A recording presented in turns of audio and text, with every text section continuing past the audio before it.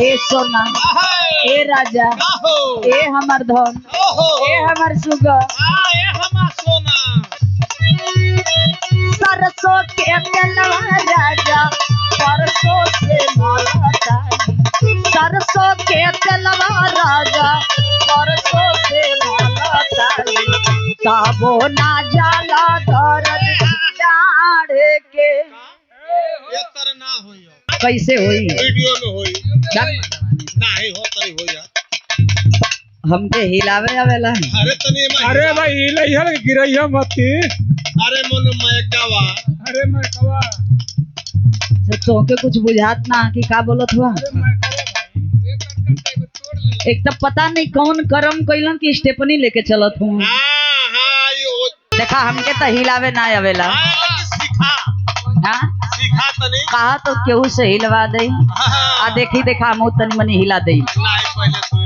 अच्छा रुको हो इतना जाइल हुआ हां कह जाए क्या काहे दिन भर संग में रहला समझावे के ना चाहिए। हां केहू से हिलवा दे मंजूरी बा। रुका मर्दवा हां आ जाई तनी सा। हाँ आ जाई आ जाई आ जाई आ जाई रौरे के देख दाख के तनी सा हमहू हिला दे भाई। आई आई आ जाई तनी सा भेजी। आ जाइए साहब आ जाइए आइए आ जाइए। आप लोग एक बार ताली बजा के स्वागत कर दें। क्या बात है।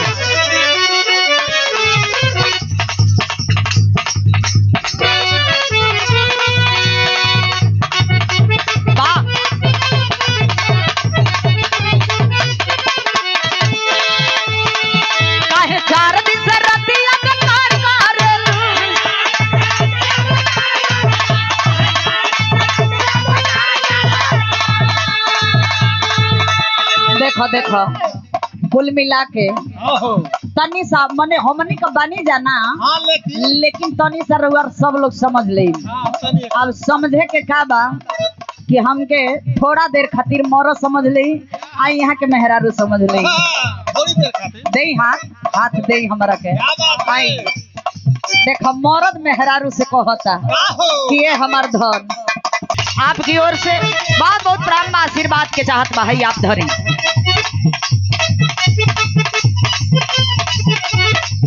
मरद मेहरारू से कहे कि ये हमार सोना ये हमार धन 4 दिन से हमरा के इतना बर्बाद कैले बढ़ू हमार मन नहीं खेला गो हम कैसे जिया तनी।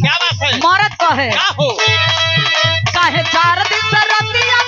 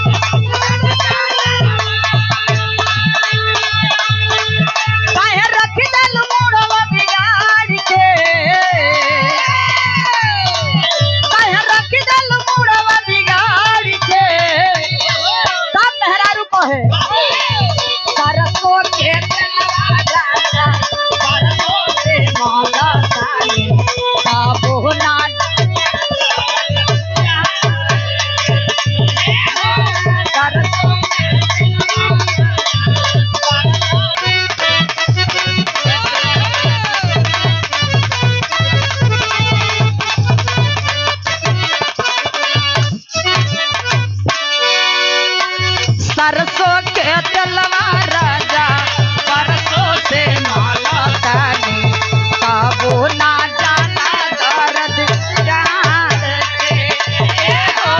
सरसों के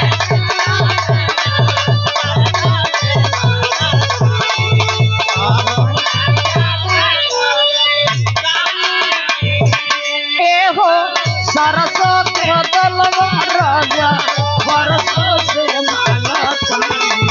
काबो ना जाला दर्द गाड़ी के।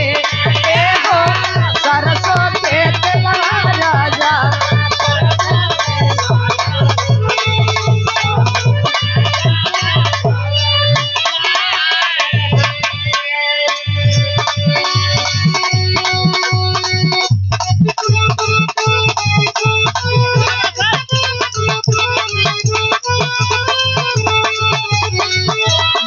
मेहरारू कहतड़ी का हो